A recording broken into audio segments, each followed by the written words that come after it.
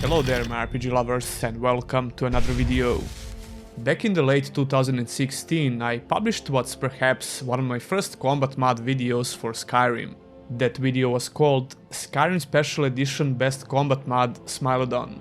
After around 4 years of making these kinds of videos, we finally got a new combat overhaul by the author of Smilodon. If you're not familiar with Smilodon, you probably heard about Wildcat, Summer Mist or Thunderchild, or perhaps some of these other great mods. All of them are by the same mod author. NI is one of the legends of Skyrim modding, so whenever he makes something new, it's definitely worthy of attention. His new combat overhaul is called Valravn, Integrated Combat of Skyrim. To put it simply, it's a script-free combat overhaul which features combat system rebalances, improved AI, and increased relevance of stamina system. Don't assume for a second that Valravn is supposed to turn Skyrim into a Souls-like game or anything close to that. This mod is not flashy as some combat overhauls that I featured on the channel in the past couple of months, but that doesn't matter at all. Let's just say there is a big reason why Smilodon and Wildcat were considered as one of the best combat overhauls on Nexus, and this new mod will be no different, believe me. Valravn is effectively a major update to Smilodon. It eliminates some gimmicks, rebalances its features, and adds new features to make combat more interesting. What's perhaps even more important, Valravn is vanilla friendly, which means that this mod is not trying to reinvent the wheel and turn Skyrim into a different game. Speaking of different games, it's time to raid! Do you like dwarves? Of course you do. Raid Shadow Legends is a game that you never heard about if you hate internet or something. This game has a bunch of different factions with a lot of lore. A fantasy world without dwarves with big beards and hammers is not a fantasy world. Each faction in Raid has unique looking champions to collect and dwarves are no different. They have a rich history within the world of Teleria, but more importantly they look really damn cool. You can collect over 600 dwarf champions to aid you in battle. But of course this ain't all about the dwarves. How about this dude that looks like a bastard child of a dragon? Or maybe his sister? Raid Shadow Legends has a ton of champions to collect, each with their own unique skills. You get to customize your party of champions however you see fit and bring them through various game modes like the main campaign of the game, dungeons, PvP arena, faction wars, Doom Tower, or you can join a clan and fight unique clan bosses. Speaking of crazy bosses, the Doom Tower has a couple of new ones, Boomal the Dreadhorn and Astronix the Dark Fae. Well, they look friendly. I personally like the casual stroll through the main campaign of the game that also has simple cutscenes and story that you can follow. The clan mode has received a lot of new updates recently. There are new quests and powerful items to get while working with other people from your clan. Or if PvP is more your thing, you get to set up your party and attack other players, but you also have to set up your defense because they will do the same. If that's not enough, the whole month is packed with awesome events and tournaments, including one very special event with a brand new feature, Super Raids. Super Raids lets you double your rewards from hitting dungeons and massively speed up your progress. This is amazing for new players, and if there's ever a time to start playing, it's now because you don't wanna miss this. If you decide to jump into the game right now, you will get an epic champion who is amazing in the Doom Tower modes, and you also get all these other items that you see on the screen right now.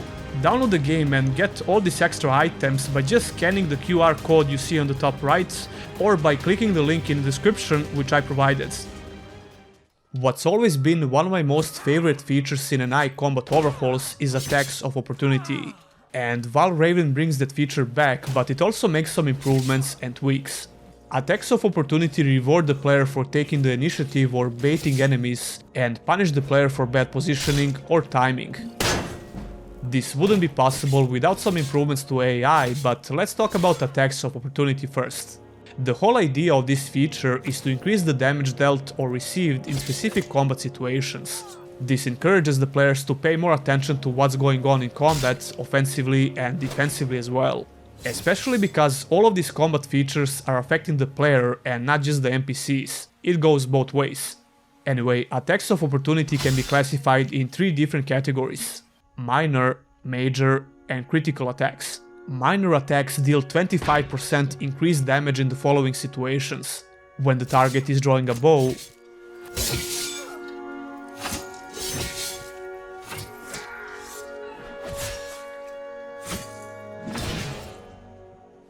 casting a spell,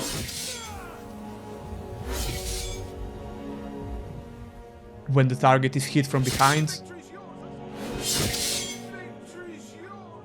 when the target is recoiling,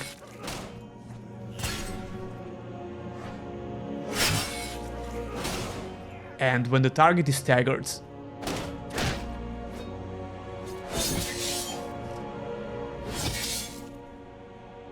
So you will deal or receive 25% increased damage in all of those situations.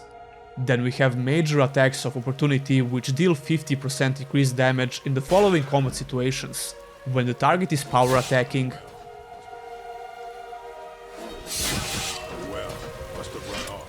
when the target is holding a fully drawn bow, when the target is paralyzed, frozen, or knocked down,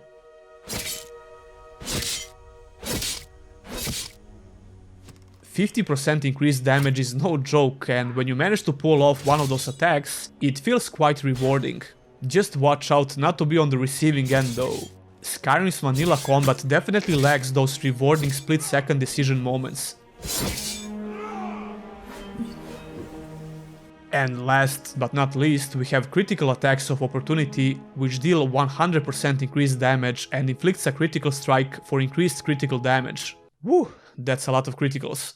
Those critical attacks occur when the target is sleeping or using the furniture. Attacks of opportunity alone makes the vanilla combat of Skyrim a lot more dynamic. It's an amazing feature. In case you're wondering, regular attacks don't leave the attacker open for attacks of opportunity. If that was the case, nothing will stop you from spamming your attacks instead of blocking or dodging. I mentioned before that this wouldn't exactly work if there are no improvements to the AI system. As the mod author stated, NPCs are more aggressive or more defensive depending on their class. They are more likely to power attack through a block, bash to interrupt attacks,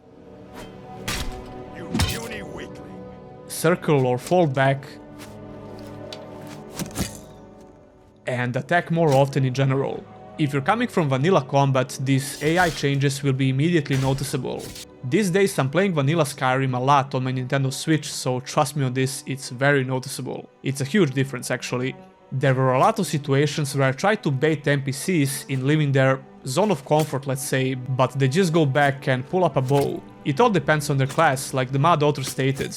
Just in general, the AI behavior in combat feels quite different with these mods. Let's talk about some major changes to blocking in Valravn. When I say major changes, that's because this truly feels like a major change compared to vanilla. Blocking attacks is a lot more effective with this mod, even at lower levels. But it doesn't become a cheap way of evading damage because you still have to keep some things in mind. Directional blocking is a new feature that grants significant damage reduction when blocking in the direction of the attack. In order to maximize your blocking potential, you need to keep your crosshair directly on the attacker. This way you will reduce the damage taken up to 75% in a 15-degree angle. Weapon blocking is no different, it becomes a lot more effective as well. I think this is great because the blocking in general becomes more viable, especially at lower levels. Not to mention that directional blocking is a really nice and rewarding skill-based feature. Now you actually feel like you're blocking attacks rather than just reducing a bit of damage taken like in vanilla game. This should be a good time to mention all the movement changes in Valravn because the blocking is affected by that. Movement speed is reduced while holding up a shield, but not as severely as in vanilla Skyrim. On the other hand, turn rate is severely reduced instead. The goal of this change is to make the blocking even more viable. Your character becomes a bit more mobile while holding up a shield, and your turning is more precise in order to help you land those directional blocks a bit easier. Movement speed is slightly reduced when your hands are out or when you draw a weapon. Movement speed and turn rate is severely reduced while Movement speed and turn rate is severely reduced while attacking and casting a spell, and so on. The general feel of these movement changes is not huge, but definitely noticeable in combat. Weapon reach changes in Valravn make a huge impact in combat. Vanilla Skyrim has some insane hitboxes, and it didn't really matter because of the very low player skill requirements. But when positioning and timing becomes more important in combat, hitboxes become a much bigger problem. Weapons now have a more realistic reach that more closely approximates the actual weapon model, so it becomes a lot easier to properly judge the length of the enemy weapon and how much you need to move in order to avoid the attack. Not just when you're dodging, but just moving. Now it becomes possible to just move out of the way of most attacks, but you still need a good timing.